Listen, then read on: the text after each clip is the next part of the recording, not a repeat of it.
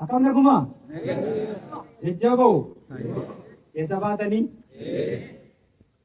Ayyeegaa.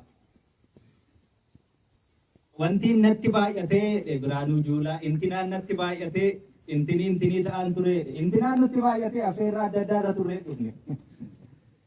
Ayyee waraana bilisummaa Oromoo guutuu Oromiyaa keessaa buqqisnee baasneerra amma funaansa jirraa jedhanii koottaa funaanaa asitti dhangala'eeraa jedhaa jechuudha. Dhangala'ee miti ammas dhangala'amatti gufaa jechuudha kootu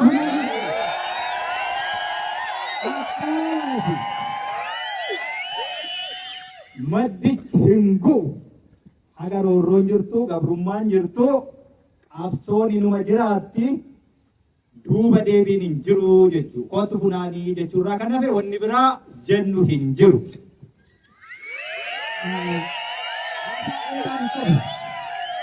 Haasaa dheeraan qabu hojii qofaan hojjenneetu guduunfaa sana haga bira geenyutti hin dhaabbannu hin soksokna hin fiigna malee.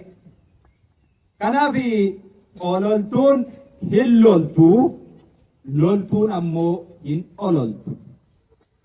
Warra ololaa achumatti gara golaa olola isaanii dhiisneetu warra lolaa gara dirreetti. Kanaaf gara dirreetti baatee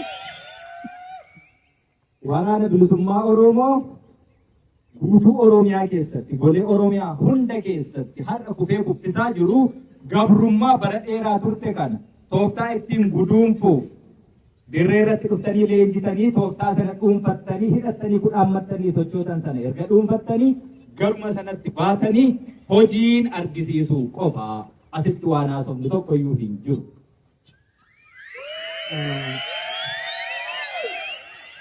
Keessa namaan beektuu keessa qabattee namaa laattii. Akkasumatti dhiiroo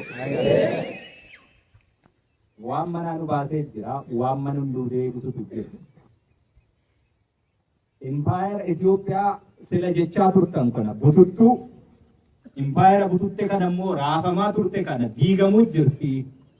Impaayera kufte ka jennu Tigraay achi cituu Oromiyaan as cituu Gambeelli achi Beenishaangulii as cituu Sumaaleen achi cituu Affaar achi cituu eega ta'uu mala. Impaayerri bututee ciccite kufe ka jedhamu jalqaba sammuu dhalootaa keessatti dhakkufa. Impaayerri Itoophiyaa amma biyyi Itoophiyaa jedhamtu Itoophiyummaan biyya kiyya jennee akka walootti sabaaf sablammiin biyyittii biyya kooti jennee kan irratti walii gallu biyya Itoophiyaa jedhamtu hin jirtu sammuu dhalootaa keessatti kufteetti.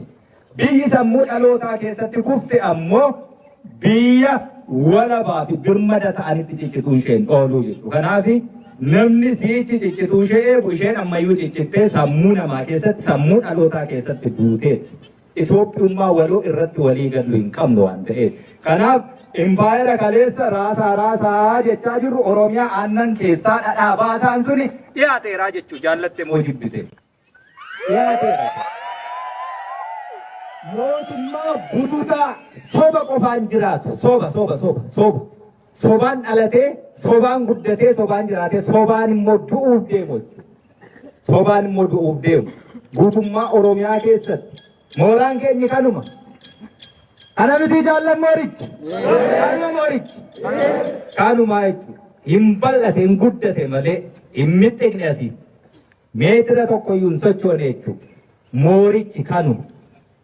Kanaaf iyyuu guutuu Oromiyaa keessatti leenjisuun hidhannoon immoo garam dugda diinaarraa hiikanii hidhachiisuu lolchiisuu bilisummaa sana fiduu gabrummaatti guduunfaa gochuun moorichi hin jijjiiramneeyyuu. Waraana bilisummaa Oromoo shanee maalitti beektu rifeensa gudurachuu mandara keessatti uummata keenya nu jaallata. Dhadhaaf mataan suni uummati suni ka rifeensa nuu guduru dhadhaa nu diba dhadhaa dibachuu qofa jaanjoftuun suni beekta jaanjoftuu namaa jetti jaanjoftuun akkasii sun uummanni Oromoo udaan saatuun dibu beekadhu dhadhaa isaatiin udaan saatuun dibu.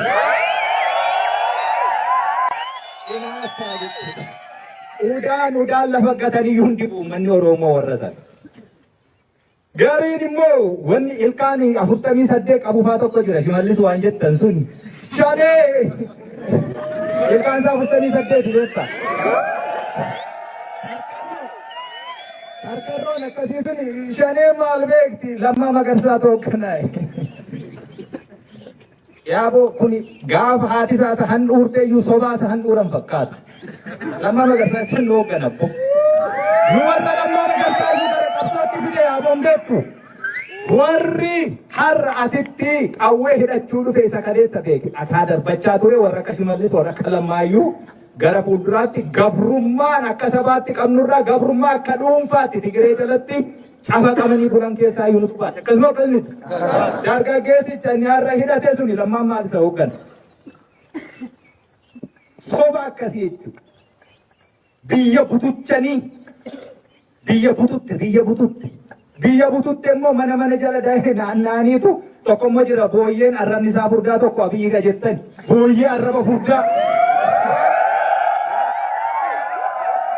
Booyyiinsa waa hundisaa ilma Mangistuu Hayilamaariyaam waan isa dhashee badinatti fakkaata. Silaaftuu hundeen qabu sanyii hin qabu.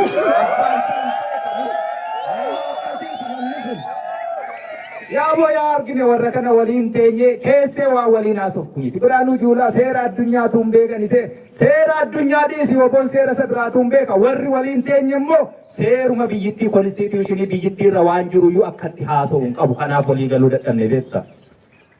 Seera addunyaa miti seeruma biyyittii seeruma Itoophiyaa konstituushinii Itoophiyaan ittiin bulturra waan jiru kun akkasidha naawaa dhiyeessitu gadi baheetu wal gaafatee deebi'a jechuudha. Nama akkasii nama uffatuma keessa dhaabbatudha argina. Uummanni Oromoo waan ittiin xumurachuu qabu karaa hedduu jira. Nagaafis nuti ammayyuu har'ayyuu balballi keenya bana. Garuu olola deemaa jira amma waraana bilisummaa Oromoo waliin nagaa dubbachuu hin jiru nuti gola keessatti hin dubbannu. Gadi baanii addabaabaayyitti waan barbaadnu uummati keenya waan barbaadu beeku uummatatti dubbanne. Uummatatti dubbanneetu waan uummanni barbaadu sana immoo haga turii qeensaatu otoo hin sharafiin yoo ni argama ta'e nagaatiin ni gallaa jenna. Sun hin taane waan ta'eef wanti golatti dubbannu hin jiru. Kanaaf iyyuu deebinee jechuutti leenjisuutti hidhachuu fi lolachuutti. Mootummichi mootummaayyuu miti sun hattoota shiftoota jechuudha. Shiftaa magaalaa keessa.